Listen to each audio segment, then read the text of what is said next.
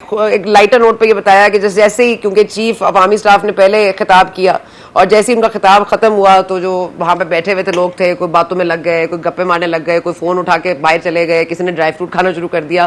तो ये मामला है कि सीरियसनेस का लेवल ये है कि आपके इलेक्टेड हुकूमत, सो टू स्पीक, जो अदम एतमाद की बुनियाद पर लाई गई, उसका ये इस वक्त असर उनकी वैल्यू है। और वैल्यू जिनकी है वही आपके लिए मादनियात भी कर सकते हैं, आपके लिए मामलात भी कर सकते हैं। लेकिन एक मुकम्मल खामोशी नजर आती है नवाज शरीफ साहब के हवाले से। मरियम नवाज साहिबा भी एक अजीब मिस्टीरियस खामोशी है। ये खामोशी क्यों है, न्याज़ साहब आप जरा फरमा दीजिएगा। और ये जो काउंसिल ऑफ कॉमन इंटरेस्ट का एक नया शोशा छोड़ दिया गया है मरदमशुमारी के हवाले से, आप देख रहे हैं ये मामलात जरा आगे जा रहे हैं और डेस्परेट हो रहे हैं पीडीएम वाले। मैं तो खुद कंफ्यूज हूँ सना। अब मुझे क्या, नेचुरली ये खामोशी तो किसी तूफान का पेश खैमा ही हो सकती है। मेरा ख्याल है कुछ ये भी है कि ज़्यादा जो है ना कॉन्फिडेंस लेवल बहुत हाई है जो हुकूमती पार्टीज़ हैं, और उनको ये लगता है कि सब कुछ उनके मुताबिक चल रहा है या जो कुछ हो रहा है उसके अल्टीमेट बेनिफिशियरी वही हैं। ये तो होना था, चीज़ें भी तय हैं। अब ये हमारे दोस्त और छोटे अजीज़ जो हैं शुएब शाहीन साहब, मैं तो इनकी जज्बा हुर्रियत की दाद देता हूँ। माशाल्लाह बड़ा ऑनेस्टली एक केस को डिफेंड करते हैं। लेकिन बात यह थी कि ये मुझे तो तकलीफ़ होती है कि मैं तो अब समझता हूँ कि कम अज़ कम पाकिस्तान के अंदर किसी को अगर कभी भी maintainability, jurisdiction, education, original jurisdiction, इसके बारे में कोई केस करना हो तो तहरीक इंसाफ के जो वकील हैं वो इतने हॉन हो चुके हैं और इतने उनके शार्पन अप हो चुके हैं और ऐसे ज़बरदस्त हो चुके हैं कि वो पिछले 8 साल से सिवाय उनको मेंटेनेबिलिटी और जुरिस्डिक्शन के वो पता ही नहीं है, और बिल्कुल भूल गए कि जी पहले इस केसेस के अंदर। मुझे तो तकलीफ़ होती है कि इमरान खान साहब काश जिस चीज़ का दर्स देते रहे हैं उसी के मुताबिक अमल कर लेते और कहते कि मेरे पे केसेस चलाओ। सर आपको ये याद होगा कि पनामा केस जब आया तो नवाज शरीफ साहब ने तकरीर की और उन्होंने सुप्रीम कोर्ट को कहा कि आप सुने, एज ए प्राइम मिनिस्टर उनके पास एक आउटसाइड चांस था, उतना ब्लैंकेट नहीं था जितना प्रेसिडेंट पाकिस्तान को हासिल है। कॉन्स्टिट्यूशन उनको जो है उस तरह की इम्यूनिटी नहीं देता, लेकिन एक लिहाज से है, कैबिनेट को भी, प्राइम मिनिस्टर को तो बहुत ज़्यादा है। लेकिन सुप्रीम कोर्ट को सुना और सुप्रीम कोर्ट को नाम भी वो कहते तो 184(3) के तहत सुना गया था। ट्रायल कोर्ट बन गई थी, मॉनिटरिंग जज बनाए थे, डे टू डे JIT बनी थी जो कि किसी ट्रायल कोर्ट से ज़्यादा बुरी थी। सुप्रीम कोर्ट ट्रायल कोर्ट बना था। ये क़यामत खान साहब पे नहीं टूटी। मैं तो हैरान होता हूँ कि हमने किस तरीके से डबल स्टैंडर्ड है।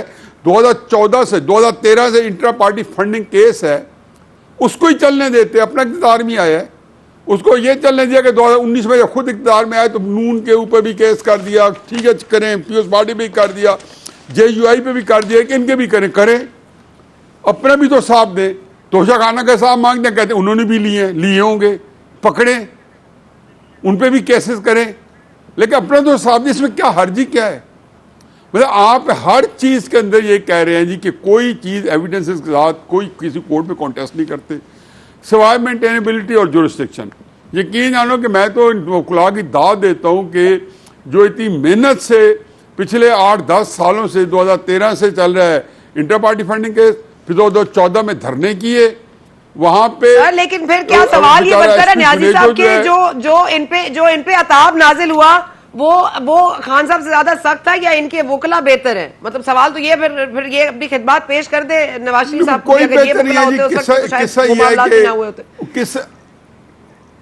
इस घर को आग लग गई घर के चिराग से। अगर बाजवा साहब जो है उनको अपनी एक्सटेंशन ना चाहिए होती 29 नवंबर को तो खान साहब अप्रैल मई के बाद नजर नहीं आने थे।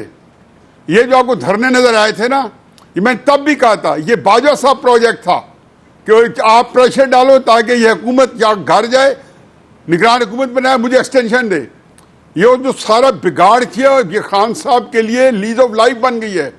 इसके क्या मसला है कि खान साहब के लिए उसके बाद जाहिर है कि इसके बाद वो एंड बेनिफिशियरी थे, क्योंकि फौज को गाली भी दी और उसके बाद उनको कुछ कहना भी वो था कि साथ उन्होंने एक पूरा कोर कमांडर उनको हवाले किया हुआ था। कोई पागल ही जानता है कि कोर कमांडर जो जनरल फैज थे, बाजवा की मर्जी के बगैर कोई कोर कमांडर से हरकत कर सकता है? मेरे तो ख्याल है कि इतना पाकिस्तान क्राइसिस में मैंने कभी नहीं देखा।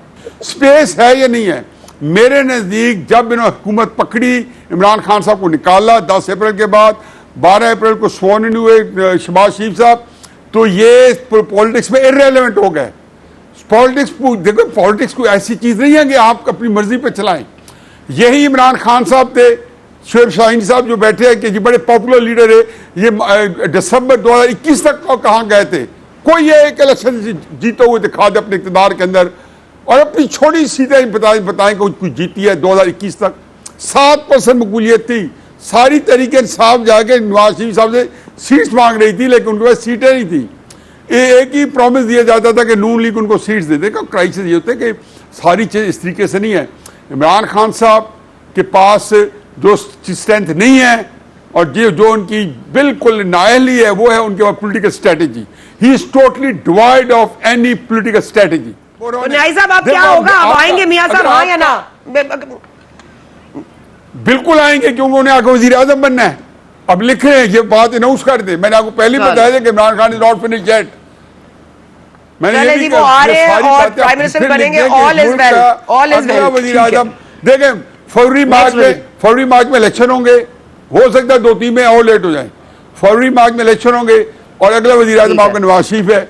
ये इसमें बयान नहीं कह रहा हूँ, इसके अलावा स्पेस ही नहीं। और तहरीक इंसाफ जो है उनको वो मुकाबले में जब है ही नहीं, तो उसके उनका क्या मुकाबला? अच्छा न्याय साहब, यहाँ वक्फा लेना है, लेकिन वो शहबाज शरीफ साहब ने भी इंटरव्यू में कहा है कि अगर इमरान खान साहब की गिरफ्तारी मकसूद है तो फिर इदारे अपना काम करें। तो कौन से इदारे अपना काम नहीं कर रहे कि खान साहब नहीं गिरफ्तार हो रहे? और ये वाकई जो क्रिमिनल जुरिसडिक्शन में चला जाता है मामला, अगर ये क्रिमिनल केस है तोशाखाना वाला, तो इसमें क्या सजा ही बनेगी या नहीं, इस पर भी बात करेंगे।